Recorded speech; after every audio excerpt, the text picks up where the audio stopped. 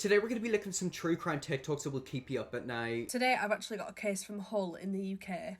On the 31st of January 2019, 21-year-old Libby Squire was on a night out with friends. However, at around 11:20pm she was turned away from a nightclub in Hull called The Welly because she was too intoxicated. As a result, her friends called her a taxi, to which she got in to take her back home. Hold on a minute. So you're telling me this girl wasn't able to get into the club and her friends basically called her a taxi? Did they go home with her? I really hope they did. Look, if you're ever going to go out drinking or going a night out, you have to stick together as a group of friends. You don't go off in your own direction, you literally stick together. Obviously something bad in the end happened because it wouldn't be in this video, but the friends should have stuck with her. You don't send one of your friends off in a random taxi whenever she's drunk. However, she did not go into a house and she was seen about half a mile away from her home. And witnesses claim they saw Libby really upset in the street. She was crying and upset. And yet again, all of this could have been avoided if her friends stuck by her. This is why you never ever ditch your friends. One thing that really irritates me is friends who ditch other friends. It happened to me a few times growing up whenever I was like 12. You know, I'd be out with my friends, I'd turn around and they completely disappeared. And it's like, I'm 12, I'm literally scared, like I don't know where I am. And the next morning when her friends realised that she hadn't returned home, she was reported missing. And about a week later, police made their first arrest. 24-year-old Powell Relkovitz, I'm so sorry if I've completely mispronounced that. He was arrested on suspicion of her abduction as his car was seen on CCTV around the area where she vanished from. For him, it's probably like winning the lottery because he literally came across a girl who's drunk, alone and upset. Yet again, if her friends stuck by her, none of this would have happened. And this is why you don't ditch your friends. If you're ever going to go out somewhere, stick together. And on February 10th of that same year, he was charged with unrelated sex crimes and burglaries. So police already had him locked away. Why are people like that allowed out in the world? You know, if someone's literally in jail for sex crimes and burglary, they should not be able to walk around. They should not be able to leave their house between like the times of like 8 a.m. and like 6 p.m. Yet again, if the friends just stayed with her, none of this would have happened. But he wasn't charged with Livy's disappearance just yet. But sadly, on March 20th, 2019, fishermen made a grisly discovery when they found Libby's body near Grimsby Dock in the water. And police couldn't actually determine a cause of death due to how long she'd been in the water for. And it wasn't until October when Powell was charged with her murder and rape. The court said the night of Livy's disappearance and murder, he was out looking for an opportunity. And that's when he came across Libby in the middle of the street, who was sad and vulnerable. Exactly, he came across a girl who was drunk, sad, lonely and vulnerable as well as upset. It is literally like struck in gold. I kind of do feel angry at her friends because if your friend is in a state of extreme drunkenness, you do not ditch them. That's like the #1 golden rule. If you're going out with people, you do not break up and disperse into mini groups. You stick together as one group. And it's also freaky to think that people like him literally walk around in this world. You wouldn't know what he's up to. You know, he basically went out looking for prey and sadly got it in the end. He then took her to an open space where he did what he did to Libby. He then discarded of her body in the river. He also had scratches all over his face and upper body, which shows that Libby tried to fight back. But he claimed this was not true. He claimed that whatever happened between them was consensual, and then he dropped her off and went to go and find attractive women. He also admitted to another public sex act that night, however, not with Libby, with somebody else, which... It's also important to know that this fella is like a sexual predator and he's been in trouble with the law for sexual offences before. He shouldn't be allowed out of his house then. You know, he should not be allowed to walk around at night. I understand the police can only do so much and you know the law can only go so far, but it's like they should bring in laws for people like him where it's like they're literally not allowed near nightclubs, schools, women, men, because they quite clearly are not safe. However, he was found guilty of the murder and rape of Libby Squire and he was sentenced to 27 years for her murder, as well as 18 years for her rape. Which isn't long enough, but it's something. I mean, at least he's going to be spending a big chunk of time behind bars. And yet again, all of that could have been avoided if, first of all, the law literally stopped him from going outside, and second of all, if her friends didn't just push her away and shove her in a taxi. It's just so infuriating with me. I see, you know, vulnerable people walking around whenever they've had too much to drink, and it's like their friends have quite clearly ditched them. So yeah, guys, if you ever are going out on a night out, don't ditch your friends. If they try to ditch you, call your parents and get them to pick you up immediately. Because sadly, something very bad and sinister could happen to you, like it happened to poor Libby. This case will make you terrified of the police. Austin Edwards was a 28-year-old police officer in Virginia. Shockingly, he decided to pose online as a 17-year-old boy. in order to catfish a 15-year-old girl. What he did next is unthinkable. Well, I think I already know what he's done because, stuff like this happens all the time. Obviously, growing up, I had to deal with people like this a lot. It's quite scary to think that old people catfish 15-year-olds as other younger people. I mean, someone was trying to catfish me on Twitter about a month ago, and it was literally someone pretending to be a 15-year-old. Obviously, I've been for all that stuff, so I know a catfish whenever I see one, especially if it's a predator like him. But yet again, it's quite crazy to think that people like him are in the police. I mean, I usually trust the police, but because of videos like this, it's put me off them. Austin should never have been a police officer. He had a history of threatening and violent behaviour and psychiatric illness. Okay, so this man has every single red flag possible, and he still was able to get into the police force. I mean, I don't believe someone who's got a history of violence, homophobia, racism, transphobia, sexual crimes should not be allowed in the police, NHS, literally any job which results in interacting with humans. And yet again, this is a true crime TikTok, so he's obviously done something bad. Once he had threatened to unalive himself and his father, but clerical errors failed to highlight this, and he was allowed to train as a police officer. Yet again, errors. Severe errors. Like, the errors should not be there. And you would think in 2023, with all the technology they have, they would be able to pick up and stuff like this. But apparently not. He was speaking with the young girl online and using his fake persona managed to get information out of her, including her address. She stopped communicating with him when he asked for indecent pictures of her. But unfortunately, his plans did not end there. On November the 22nd, he drove from his home in Virginia to the girl's home in California. This is why you always explain to kids, be careful who you talk to. Like, don't talk to anyone who you're not friends with. He was obviously able to get this girl's address out of her, and now he's turned up to her house. Now, she lived with her mum, her aunt, and her grandparents. A neighbour rang police at around 11 a.m. to report seeing a distressed girl being forced into a red car. When police arrived, it was too late. The girl's house was engulfed in flames. Austin had murdered 3 of the young girl's family members, abducted her, and then set the house on fire. Officers believe that he set the fire to help to conceal evidence. Now, Austin was tracked down by police in a matter of hours when his car was spotted nearby. Officers then fatally shot Austin and rescued the girl from his car. It's believed that Austin had been stalking the victim and surveying her house for some time prior to the murders and kidnap. Thank God the girl was saved in the end, but her family sadly isn't here. And yet again, this could have been avoided if the police had better background checking stuff. So yeah, literally never give your address out to people because you don't know who you're talking to. Catfishes are ever, like, you don't know who's a catfish, you don't know who's a real person. It's a really, really scary world out there. And yet again, this girl was only 15. She was very, very young. She's gonna have severe trauma. Even though it's kind of good that he was shot, I kind of wish he survived because, we got the easy way out. He's basically dead. He doesn't have to go for anything. However, she's gonna live with the trauma for the rest of her life. How young is the world's youngest serial killer? 20? 18? Even 15? This age reveal at the end of the story will shock you. Okay, so to my knowledge, the youngest serial killer I think was a girl called Mary Bell. I think she was from England. It was back in like 1960s. But I'm pretty sure the youngest one's probably going to be like 8 or 7. Like, it's quite crazy to think someone that young can do something so sinister. Amarjeet Sada killed 3 people in separate incidences between 2006 and 2007, including 2 family members. This story takes place in India, and we're going to start in 2007 with a missing baby. A young woman had left her 6-month-old baby in the care of a primary school, and when she had come back, the baby was missing. It always starts off with babies. That's something that I've noticed. A lot of times with kids who do very bad crimes, they start off with animals and then move on to children. There was a case in the UK years ago where like 2 boys murdered like a very young person, and then Mary Bell, like, I swear she also, took the life of a young person. Now, of course, immediately this baby's family was frantic, and they all began pointing fingers at one individual, Amarjeet Sada. They're quoted as having said they knew he had a dark streak and he was not like the other boys his age. A lot of the times whenever someone's evil, you can tell, like, you get a vibe. I've said it before, whenever you look at someone's face, you can tell if they're a normal person or if they are very, very evil and sinister. I think it is in the eyes. Like, I feel like killers have killer eyes. There's something about their eyes, like, they've obviously got eyes, but there's no soul behind their eyes. Villagers called the police and said, "You need to speak to this boy."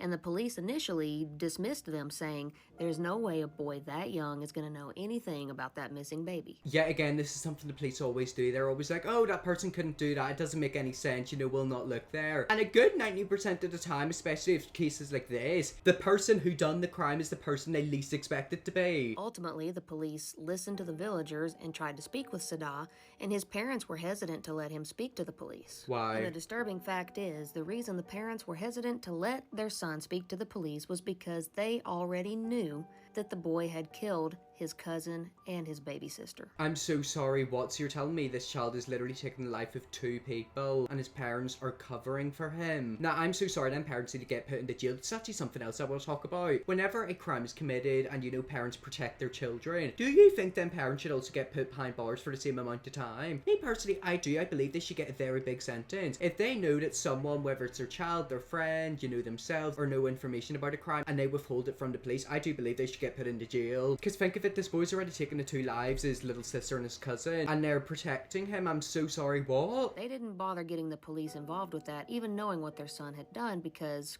it was a family matter. Oh, shut up. But eventually, after pressure from the police, Sadah's parents did let him speak to the police. And it was at this point that Amarjeet Sadah admitted to the police what he had done.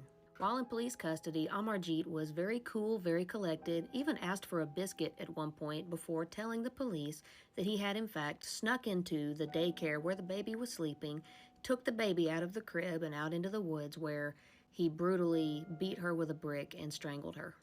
He also admitted to having killed his 8-month-old baby sister in the same fashion. Okay, so this is 2 children, very young children. He's done the exact same thing to, and his parents covered for him. Yet again, these parents need to get thrown into jail. This is awful. Also, we don't know how old this kid is. Like, he's literally taken 3 lives, and what is he going to be, like 6? As well as his 6-year-old cousin. The father of this 6-year-old cousin was one of the family members who kept Sadah's crimes under wraps. Family loyalty was obviously a big deal in the Sadah family. And it should also get them put into jail. I'm telling you right now, if I found out my parents were committing a crime, whether that's fraud, murder, burglary, I'd be the first person on the phone with the police. I'd be like, yeah, police, my mum and dad are committing crimes, like, you need to arrest them immediately. So you're telling me the father of the child or cousin, whoever he murdered, is also protecting him? What is going on in that family? Is that like some weird cult family? But again, with the outcry for this baby infant to be found, they could no longer keep a lid on this, and the monster that this boy was came to light. And the shocking truth is, this boy was only 7 years old. 7. What was I doing whenever I was 7? I don't even know. I was doing gymnastics. I was literally in P4 or 5. Like, I was very, very young. A 7-year-old done that. 7. That's insane. Like, where did he learn to do that? I'm telling you, some kids proper are born evil. This young boy was a certifiable psychopath. He smiled all through his police interrogation, had zero remorse for what he had done, and had taken a chilling delight in the pain that he caused these children before he ultimately killed them. It's actually starting to make me feel a wee bit sick in the back of my throat to think that first of all someone done that, and second of all it's a child, and third of all his family protected him. I mean, he doesn't need protection, he needs to be put behind bars. He committed it in 2007 when he was around about 7 years old, so how old would he be now? I'm pretty sure he'd be about 22, 23. He's just a tiny bit older than me and he's done all of that. India does not allow children to be sentenced to death or to even be jailed, and so he was put into a children's home until he turned 18. Sadah was released, and to this day, he is unaccounted for and on the loose. Okay, well that right there is even worse. So basically, they can't put children behind bars. That needs to get changed immediately. I don't agree with the death penalty. I think it's utterly useless. I don't agree with taking away someone's life. If I was a victim of one of them crimes, you know, I'd want the person to spend the rest of their life behind bars. I wouldn't want them to leave the serve, because that's the easy way out. And it's scary to think that, you know, he wasn't put behind bars. He was literally put into a care home until he was like 18, and now he's out in the loose. What is he doing? He's basically on the run, and by the age of 7, he had committed 3 awful crimes. Yeah, again, kids have to be born like that, because that right there is terrifying. And second of all, he's literally out and about in the loose. I mean, it wouldn't surprise me if we see a Netflix documentary about him one day. This case made me terrified to go to the cinema. This is the case of the horror in Screen 9. Okay, so I think I've heard of this crime before. If I am correct, this man took a gun and basically committed a very bad crime in the cinema. I'm not 100% sure, I guess we're going to find out, but this right here is actually why I'm kind of scared of going into enclosed spaces, because you don't know what's going on in someone's head. James Holmes was raised in California. His mum was a nurse and his dad was a scientist. From a young age, he was experiencing night terrors and allegedly actually tried to take his own life when he was just 11 years old.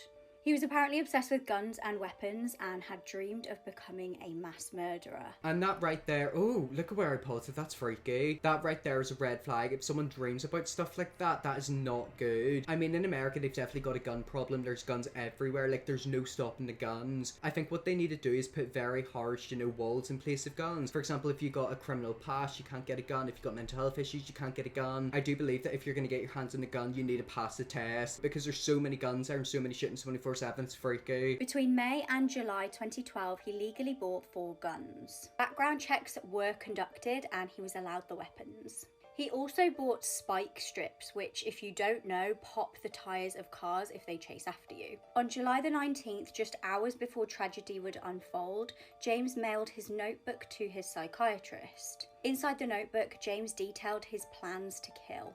The notebook was actually discovered later on undelivered. Just prior to entering a cinema in Aurora, James rang a crisis line to tell them about his plans to kill. Yeah, again, it's just so freaky, isn't it? And how was he able to get his hands on guns? Obviously not enough background checks were done, because if he's literally dreaming about being a killer and a mass murderer, that is freaky. I feel like we can all predict what he actually committed. And yet again, it's just freaky to think that like it actually happened. Like, this isn't a made up story, this is real. However, the call was disconnected after just 9 seconds. At the midnight showing of The Dark Knight Rises, CCTV captures James walking into the cinema. He walks into screen 9, props open the door, and then walks back out again. Shockingly, he goes to his car and gets guns out and gas canisters. He re-entered the screen at about 12:38 PM and set off 2 gas canisters. When he entered screen 9 again, he immediately opens fire on the audience, instantly killing 10 people. And that right there is why I'm scared of going out into public places, just because of freaks like him. It does make you think about the insanity of other people. Obviously, I know I'm a normal person, I never commit a crime like that, but it's like, are other people like that? Like, imagine literally being in a cinema and like someone walks in and does that. You can't really run anywhere, can you? You basically have to hide and hope and pray. 2 others later died in hospital from their injuries. An additional 70 people were injured. 70? This was an absolutely packed out cinema.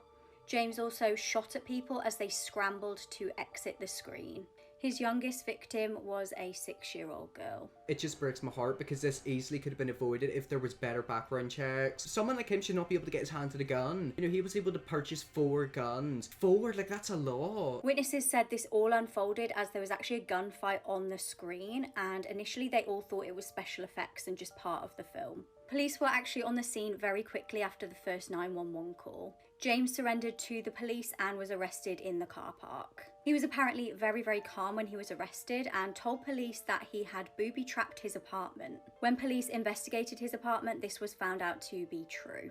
He was sentenced to 12 consecutive life sentences. He just does look like someone who commit crime like that. Yeah, again, it's the eyes. It's like there's just nothing behind them. They're dead behind the eyes. And that right there is why I'm really scared of going into cinemas, because of something like that happening. Obviously in the UK it's very unlikely, but in America it could be very likely. You know, you don't know who could be walking around and planning something. It's just freaky, isn't it? It's like in America I would have a real fear of going out into public places. You know, think of it, a packed venue like that is the perfect target for a nutcase like him. This mother murdered her 3 kids during a psychosis episode. On January 24th, 2023, 32-year-old Lindsay Clancy took the life of her 5-year-old daughter Cora, 3-year-old son Dawson, and 7-month-old baby Callan. On this day at 4:53 p.m., Lindsay asked her husband Patrick to pick up some dinner at a restaurant not too far from the house. About an hour later, Patrick returned home and noticed that there was absolute silence. He called for Lindsay's name, and after no response, he went into the bedroom and noticed that the window was open. Lindsay had jumped out the window in an attempt to take her own life, but she was still alive. This is where things get really sad. Patrick went to the basement and found all 3 kids with exercise cords around their necks. Both Cora and Dawson passed away in the hospital, but baby Callan passed away 3 days later due to his injuries. Lindsay's defense attorney claims that she was suffering from postpartum psychosis,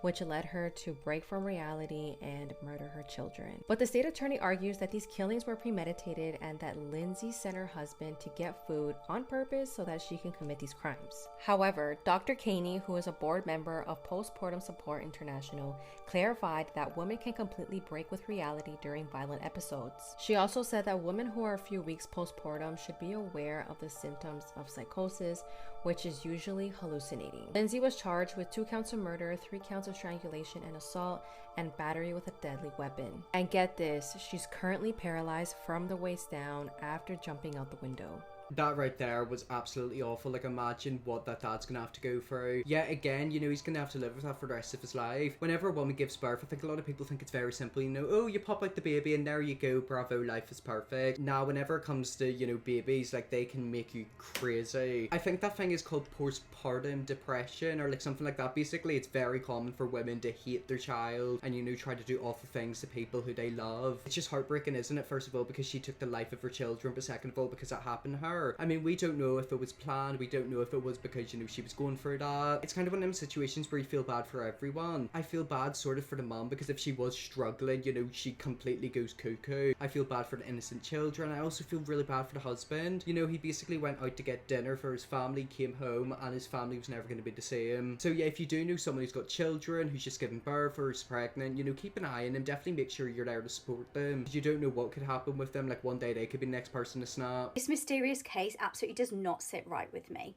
Someone knows something and has not come forward. On the 12th of July 2015, 18-year-old Tiffany and her parents attended a graduation party in New Jersey. At around 9 p.m, one of Tiffany's friends spoke to her parents and claimed that they were really annoyed because Tiffany had used their debit card without permission. Tiffany initially denied this to her friend, but then did admit this to her mum Diane a little bit later. At this point, they were all outside Tiffany's house, and Diane went inside to find her husband. When she returned outside of the house, Tiffany had vanished. Now, they were able to see Tiffany on the Deer cameras that they had outside the house. I hate screenshots like that because they really freak me out. Something about like black CCTV where it's like night vision, it freaks me out, like it's really freaky. She appears to be walking down the driveway in her normal clothing and white headband.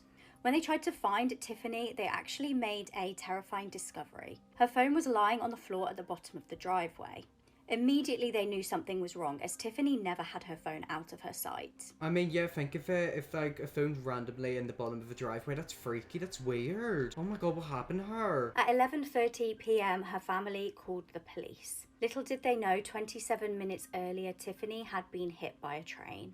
Frustratingly, pretty much straight away, police presumed this death to be a self-unaliving. However, that just didn't seem to fit with the evidence presented. Wait a minute, so basically her friend accused her of using her credit card, which she admitted to. Her mum went into the house, she came out, Tiffany was missing. She was seen in CCTV walking to the bottom of the driveway, and then they went to the bottom of the driveway to see if she was there, and they found her phone, but not her. And then eventually she was found after supposedly being hit by a train. I mean, to me, it sounds like someone has done that to her and tried to frame it to her harming herself. All of Tiffany's family and friends said how much of an upbeat person she was and that she was really happy at the time. She was making plans for the future, and the autopsy also showed that she had a clean toxicology report. Now, in the Deer cam footage, she was fully clothed, but when she was found, she was just in her underwear with no shoes on. Upsettingly, 2 weeks after her death, Tiffany's mum actually found her missing trainers and headband more than a mile away from the track.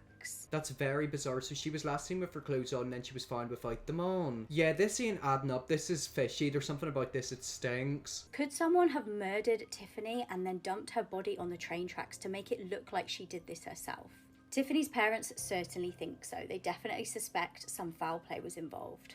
I mean, yeah, that does scream something fishy, doesn't it? It's just the fact that, like, she was seen last with her clothes on, then her phone was found at the bottom of the driveway without her, and then she was found in train tracks without, like, all her clothes on. Nah, something about that's weird. Like, all of her friends and people in that area need to get interviewed. For all we know, it could have been her friends, or maybe it was someone random. But that's just weird, isn't it? How someone can literally disappear and then you don't know what happened to them. Like, her family still don't have answers. Well, anyways, that's some true crime TikToks. If you want to see me watch more videos like this, let me know, definitely will. Press the big red subscribe, and I'll see you all tomorrow for another video.